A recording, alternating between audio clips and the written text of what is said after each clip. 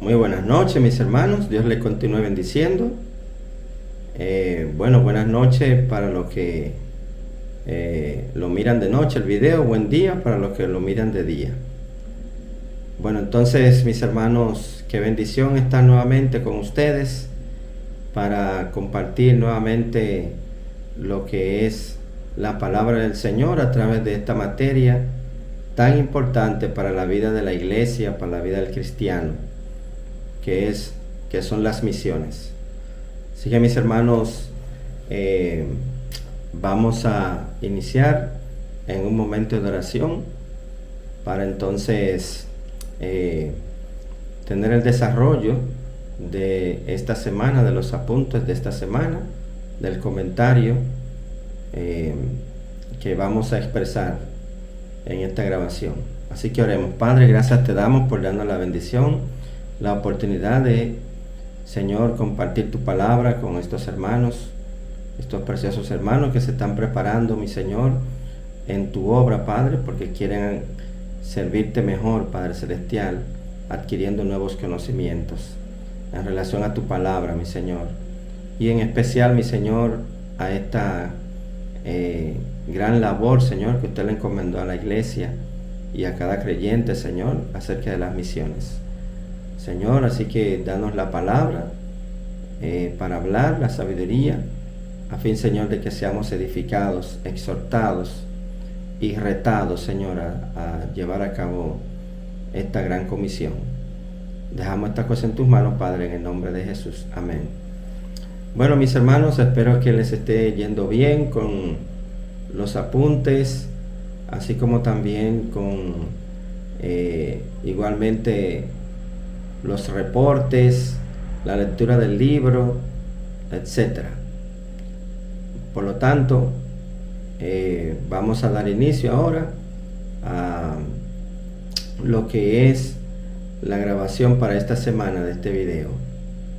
Ya estamos en la semana número 3, ¿verdad? Formalmente, y por lo tanto tenemos que seguir avanzando en lo que tiene que ver con esta materia que Dios me ha dado el privilegio de enseñarla de manera como le podemos llamar semipresencial o semivirtual, como mejor se entienda. Bueno, entonces, mis hermanos, estuvimos viendo en el video anterior, la semana pasada, estuvimos viendo los apuntes, el comentario de los apuntes de la semana 2. Como le dije anteriormente, mis hermanos, en el chat de la clase, no es que todo el comentario abarca todos los apuntes. Mejor dicho, este comentario de los apuntes no abarca todos los apuntes por causa del tiempo, ¿verdad? No es muy didáctico, ¿verdad? Y lo recomendable es tomarnos algunas media hora, 35 minutos. Así que, mis hermanos, pero sí, en realidad es un requerimiento leer los apuntes completos, como ya yo se lo he hecho saber, mis hermanos. Así que este comentario no abarca todo el apunte, pero sí un comentario del mismo, y también lo que pensamos acerca, ¿verdad?, de lo que estamos estudiando en lo personal, aparte de lo que dice Piper. Por eso es importante ver el video, para que también conozcamos la impresión del profesor, pero también usted puede hacernos llegar su pregunta, comentario. Por eso están los foros igualmente, y el grupo de WhatsApp. Pues entonces, mis hermanos, la semana pasada fue la semana 2, y estuvimos viendo en la semana 2 la continuación del capítulo 1, que trató acerca de lo que es la supremacía de Dios en las misiones a través de la adoración. Creo que nos deleitamos, ¿verdad?, viendo ese capítulo. Y también, aunque no lo comentamos en el video, pero sí estuvimos en los apuntes mirando el capítulo 2, el inicio del capítulo 2, que nos habla acerca de la supremacía de Dios en misión a través de la oración. Ya en esta semana 3 vamos a estar continuando con el capítulo 2 y vamos a ver entonces, vamos a comentar la supremacía de Dios en misión a través de la oración. O sea, vamos a estar continuando con ese capítulo 2 de la supremacía de Dios en misión a través de la oración.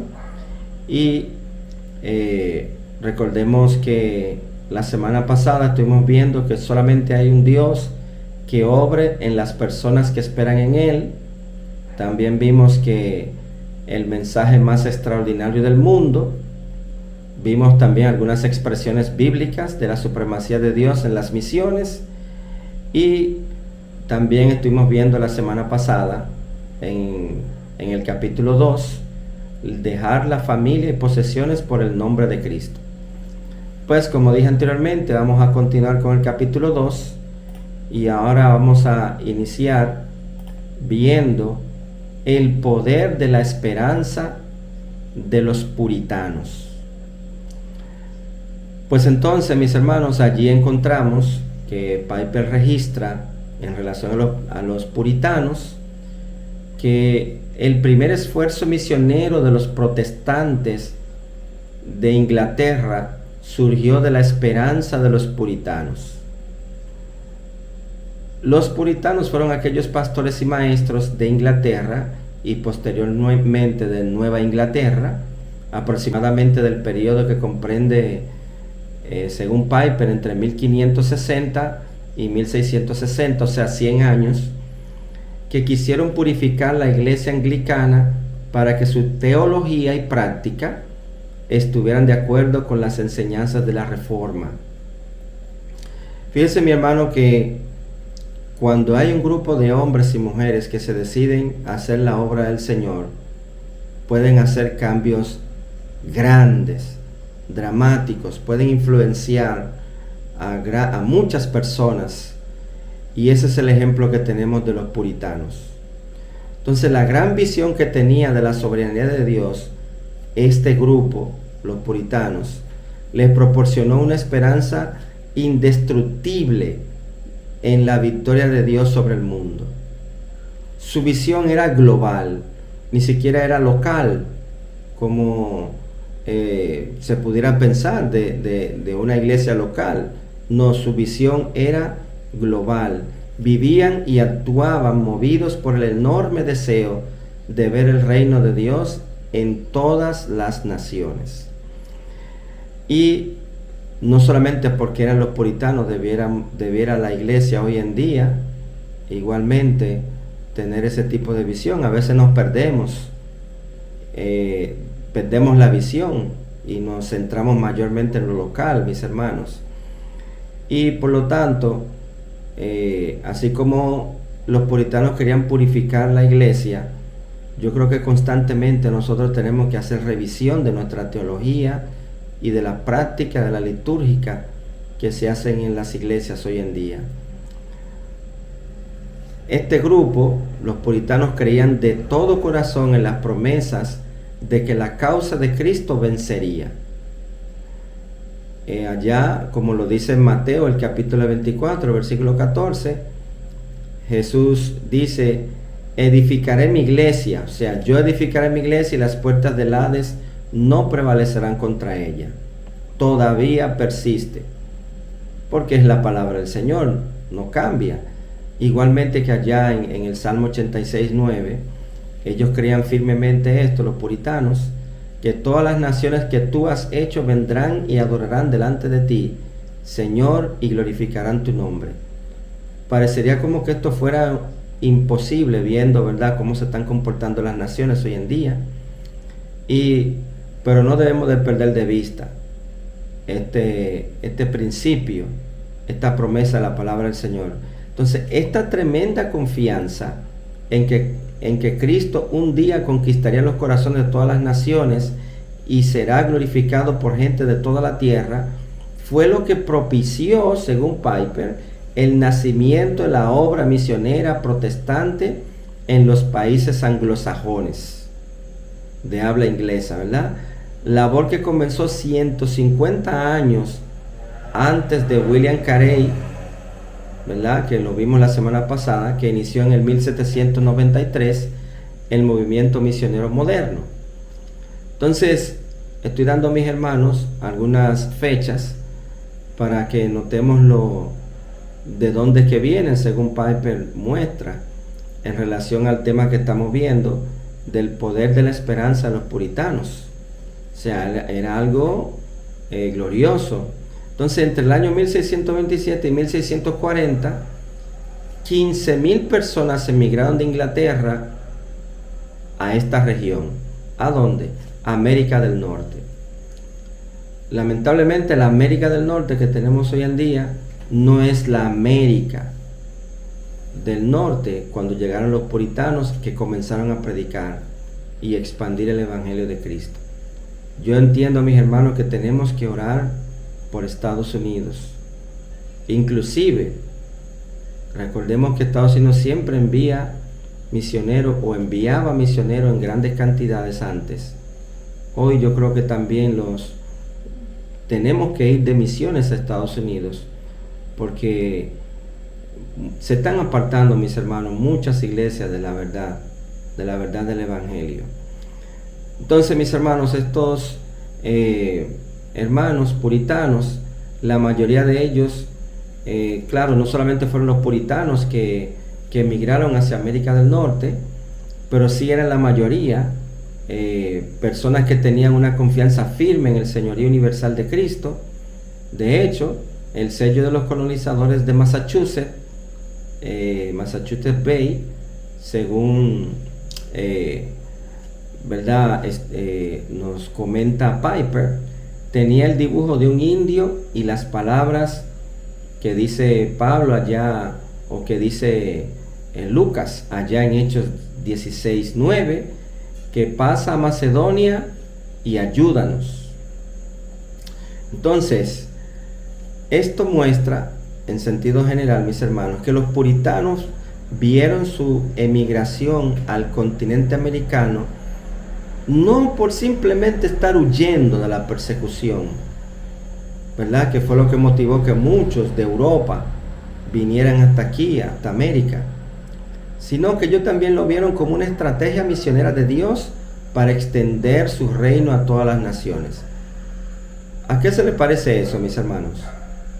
Ustedes se recuerdan, ¿verdad?, cuando la iglesia estaba reunida en Jerusalén, que vino persecuciones por todas partes, vino persecuciones, perdón, a Jerusalén.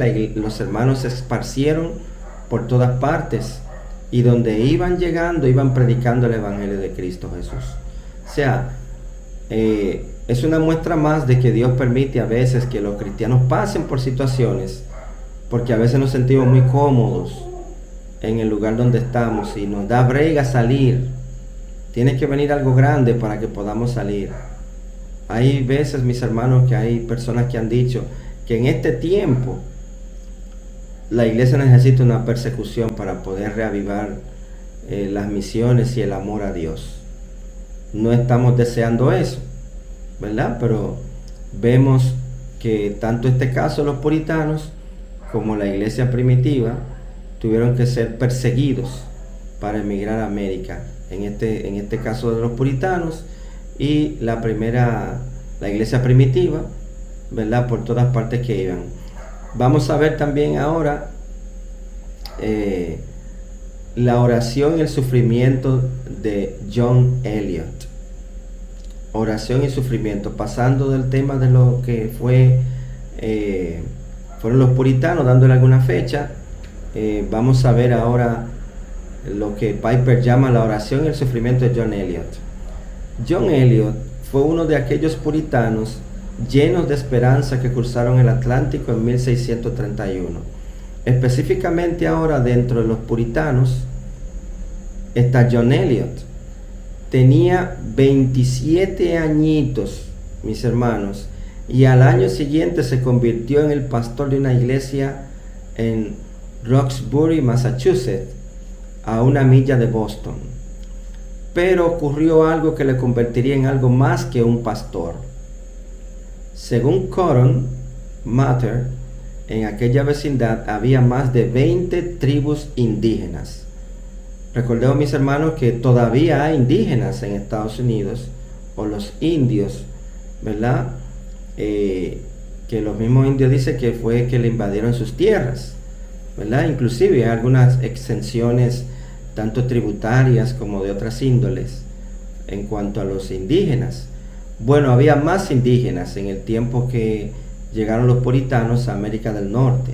Entonces John Eliot no podía evitar las implicaciones prácticas de su teología si las escrituras infalibles prometían que un día todas las naciones se arrodillarían ante Cristo, y si Cristo era soberano y capaz por su espíritu a través de la oración de someter a la oposición bajo sus pies, él entonces pensaba que había esperanza de que la persona que fuera como embajador de Cristo a una de estas naciones fuera elegido como instrumento de Dios para abrir los ojos de los ciegos y para instaurar el reino de Cristo en aquel lugar.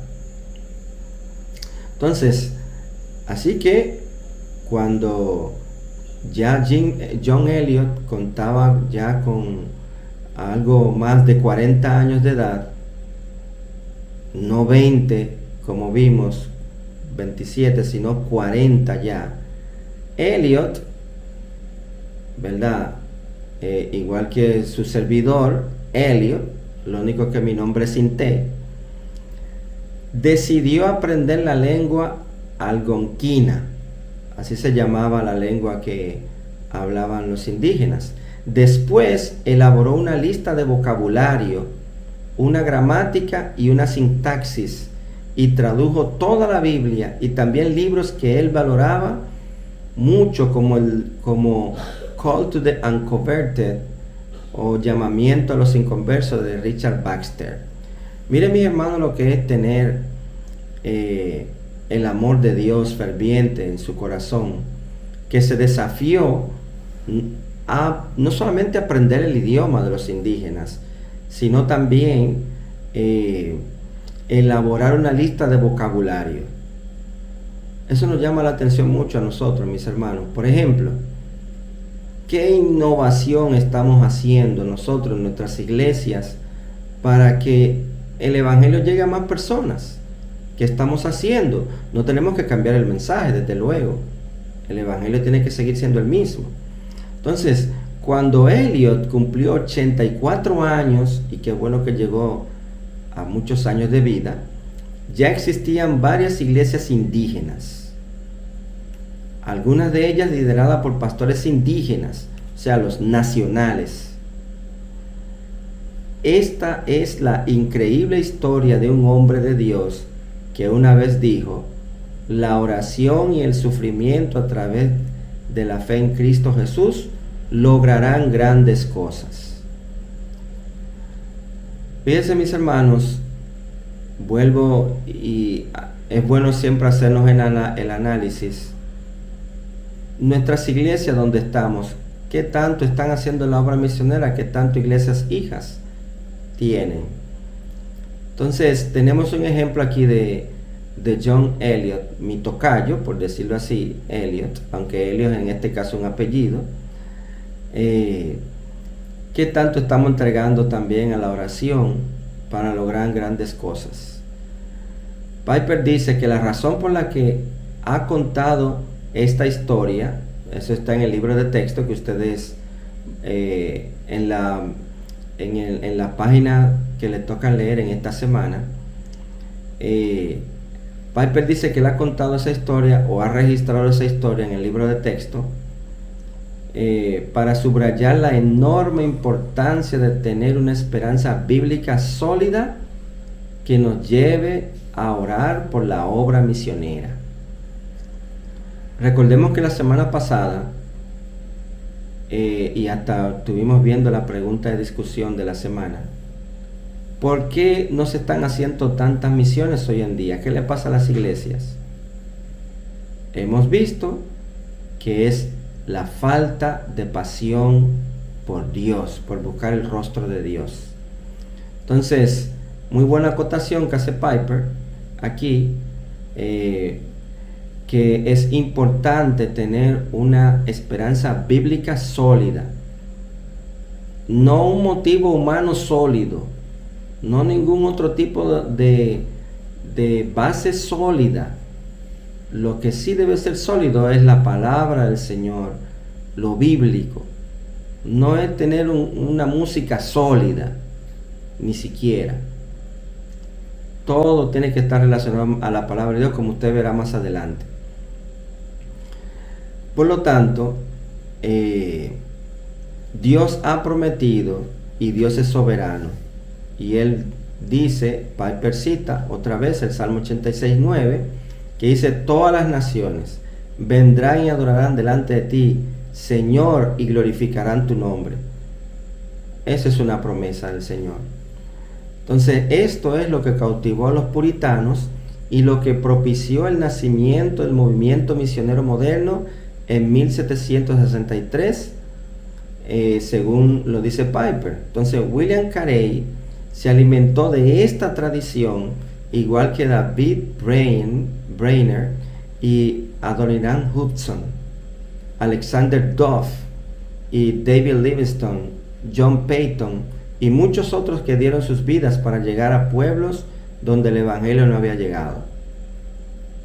Si eso, mis hermanos, alimentó a estos hombres de Dios, esto de los puritanos, esta convicción bíblica sólida, ¿qué nos está moviendo a nosotros? ¿Ustedes no creen que así como movió a estos grandes hombres de Dios, David Brainerd, Adoniram Hudson, David Livingstone, John Peyton, hoy no nos pudiera estar moviendo a nosotros también igual estas enseñanzas para llegar a pueblos, a lugares? Mira, en República Dominicana, lamentablemente, hay muchos pueblos que no tienen sana doctrina todavía. ¿Dónde están esos hombres de Dios que van a salir a esos pueblos? Pero nos gusta, a la iglesia de hoy en día le gusta lo cómodo, no le gusta el sacrificio, lamentablemente, mis hermanos. Entonces, el movimiento misionero moderno no nació desligado de la teología, porque, ok, es bueno salir, es bueno predicar, pero recordemos, mis hermanos, que debemos de tener una buena teología, ¿ve? No basado en emociones. Como ustedes saben que hay, ¿verdad?, religiones, denominaciones que salen por emoción a lugares y no por convicción bíblica y teológica. Entonces, este movimiento moderno que nació en 1763, que fue alimentado, que William Carey fue uno de los que inició, surgió fundado en la tradición reformada que colocaba la soberanía de Dios en el centro de la vida del ser humano, según Piper. En la batalla de la obra misionera, Dios alza el brazo y consigue la victoria para la gloria de su nombre. Entonces vemos otro apartado que queremos comentar también en cuanto a lo que es, aparte de lo que es los puritanos, y es que la labor misionera es por encima de todo obra de Dios. No es obra de nosotros, no es obra de hombre, es obra de Dios, la labor misionera. Estamos en el campo misionero, pero a la vez estamos en la obra de Dios. No debemos de perder de vista eso. A veces creemos que la iglesia y los templos son de los pastores. No, la obra es de Dios. Y quien dirige y debe dirigir la iglesia, debe dirigir su obra, es Dios. No podemos estar tan ocupados en la viña que nos olvidemos del dueño de la viña.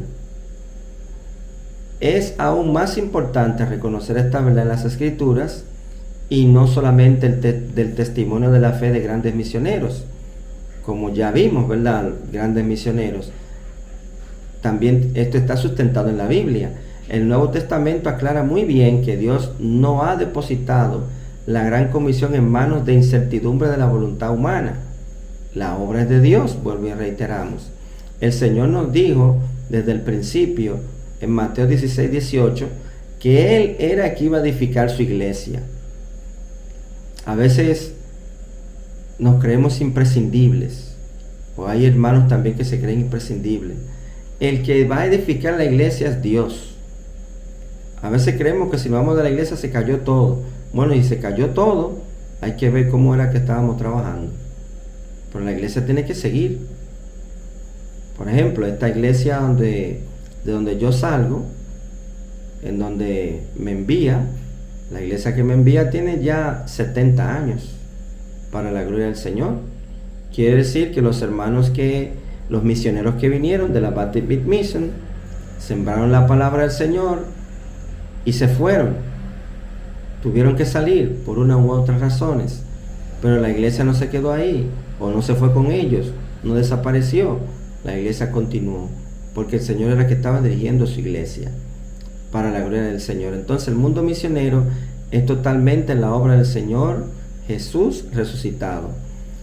Inclusive el mismo Jesús dice: tengo otras ovejas, a esas también me es necesario traerlas. Eso lo explicó así, lo dijo Jesús así en el Evangelio de Juan, el capítulo 10, el versículo 16. Tengo además otras ovejas que no son de este redil, a estas también debo atraer y oirán mi voz. Este es un gran texto misionero en el Evangelio según San Juan. Está lleno de esperanza y autoridad. Significa que Cristo tiene señalada para su reino otras personas además de los que ya están convertidos. O sea, mientras tanto Cristo está aquí, o mejor dicho, la iglesia está aquí en la tierra, o mientras se esté predicando la tierra, entonces todavía Cristo está trayendo a lo que Él tiene que traer. Ahora, dice Piper que siempre habrá personas que discuten sobre la doctrina de la elección, como que ésta hace que las misiones sean innecesarias. Yo creo que los hipercalvinistas, si no han cambiado, ellos sostienen que no es necesario, ¿verdad?, salir a evangelizar. Usted me dejará una nota por ahí, mi hermano, si ya han cambiado, ¿verdad?, su doctrina. Pero Piper, a pesar de que cree en o no a pesar, sino él es calvinista, pero él cree en las misiones. Él dice que es todo lo contrario. La doctrina de la elección hace que las misiones sean prometedoras. Cuando Cristo dice, según Piper explica, estas también debo traer, no quiere decir que lo hará sin misioneros, y es lógico, ¿verdad? Entonces, esto es obvio por el hecho de que la salvación viene por la fe. Por ejemplo, nosotros sabemos lo que dice San Juan, el capítulo 1, versículo 11 y 12. A los suyos vino y los suyos no lo recibieron, mas a todos los que recibieron, a los que creen en su nombre, le da la potestad de ser hechos hijos de Dios. San Juan 3:16, porque de tal manera amó Dios al mundo que ha dado a su Hijo unigénito, para que todo aquel que en él cree no se pierda, mas tenga vida eterna. Y la fe viene también por medio de la palabra de sus discípulos, que también la encontramos en el libro de Juan, el capítulo 17, el versículo 20, que lo voy a leer ahora, mis hermanos. Dice la palabra del Señor allí: mas no ruego solamente por esto, sino por los que han de creer en mí, por la palabra de ellos. O sea, esta verdad es tan cierta hoy como aquel tiempo. Como lo dice también, que lo utilizaba mucho, ¿verdad?, para enfatizar en realmente que la salvación no se pierde. Mis ovejas oyen mi voz y yo las conozco y me siguen. Allá en San Juan 10:27. Entonces, es Cristo quien llama en el Evangelio. Cristo. Por escuchar la palabra de Dios, por escuchar la palabra de Cristo. Cristo reúne a sus ovejas por medio de las misiones mundiales. Por eso usted y yo fuimos salvos, porque alguien nos predicó, alguien cumplió la gran comisión. Entonces es por eso que existe la completa seguridad de que el rebaño vendrá. También vamos a ver, basado en esto, lo que Piper llama otro apartado, que nos habla de investidos con poder por la obra misionera. Cuando Jesús ascendió al cielo, le dijo a sus discípulos: toda potestad me es dada en el cielo y en la tierra. Yo estoy también, le dijo allá en el versículo 20, con vosotros todos los días hasta el fin del mundo. Mis hermanos, Dios está con nosotros. Con esta misma autoridad llama a sus ovejas. Luego, y para que quede más claro que será su autoridad y su presencia lo que diera éxito a la misión, no es el yo saber mucho, no es el yo tener una maestría, no es yo tener una licenciatura, no es yo tener un doctorado, sino es Cristo, es tener a Cristo y obedecerle, es que le da éxito a la misión, es Cristo que da éxito a la misión. Entonces Cristo le dijo a sus discípulos que esperasen en Jerusalén hasta que fuesen vestidos con poder de lo alto. Allá en Lucas 24, 49 nos habla de esto. O sea, también les dijo que la venida de aquel poder a través del Espíritu Santo los equiparía para ser testigos. ¿A dónde? En Jerusalén, en toda Judea, en Samaria y hasta lo último de la tierra, como ya un versículo muy famoso que todos conocemos allá en Hechos 1:8. O sea, el Señor lo hizo y Él lo siguió haciendo al convertir al misionero más célebre de todos los tiempos, Pablo, allá en Hechos 26, que narra que nos habla de Pablo, al dirigir a los primeros misioneros también en sus viajes. Dios lo hizo con el misionero más célebre, como llama Piper. Lo siguió haciendo a través de los misioneros en sus viajes, allá en Hechos 8, ¿verdad? Y también al darle las palabras que necesitaban, como lo dice Marcos 31:11 y Hechos 16:10. Entonces, es como dice también Pablo: no yo, sino la gracia de Dios en mí. Pablo estaba totalmente consciente de que el éxito de su misión era por la obra de Dios y no por la suya. Y mire quién era Pablo. Esta mentalidad lo debemos de tener todos, ¿verdad? Lo que Dios nos ha puesto al frente de iglesias o en ministerios. Que la misión, el éxito de su misión era por obra de Dios. Es dándole la gloria a Dios. Porque Él dijo: porque no me atreveré a hablar sino de lo que Cristo ha hecho por medio de mí, para la obediencia de los gentiles con la palabra y con las obras, con potencia de señales y prodigios en el poder del Espíritu de Dios. O sea, dice aquí que no me atreveré a hablar sino de lo que Cristo ha hecho por medio de mí. Siempre démosle la gloria a Dios, mis hermanos. Entonces la pasión de Pablo, como siempre, sirve para enfocar toda la gloria en la supremacía de Cristo en la misión de la iglesia. El Señor estaba edificando su iglesia. ¿Cómo se refería Pablo a sus propias labores? Allá lo podemos leer, no tenemos tiempo ya, en 1 Corintios 15:10.